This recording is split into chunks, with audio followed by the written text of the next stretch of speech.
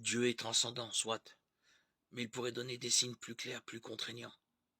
Si Dieu donnait des signes univoques de sa pleine puissance, nous nous soumettrions à lui dans un rapport de force et non dans un rapport d'amour. Il serait un Dieu de l'esclavage, non le Dieu de l'alliance. Dans une alliance, il faut la liberté, il faut que le cœur y soit.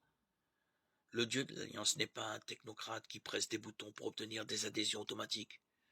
Il ménage un espace pour le désir. Les signes qu'il donne sont suffisants pour qu'on le cherche de tout cœur, insuffisants pour qu'on se soumette à lui servilement. Il y a assez de lumière pour ceux qui veulent voir.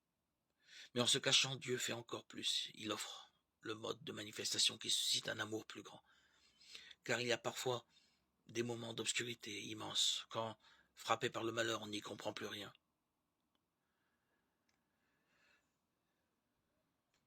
Tenir dans de lourdes épreuves donne le témoignage de cet amour fort comme la mort, dont parle le Cantique des Cantiques, chapitre 8, verset 6.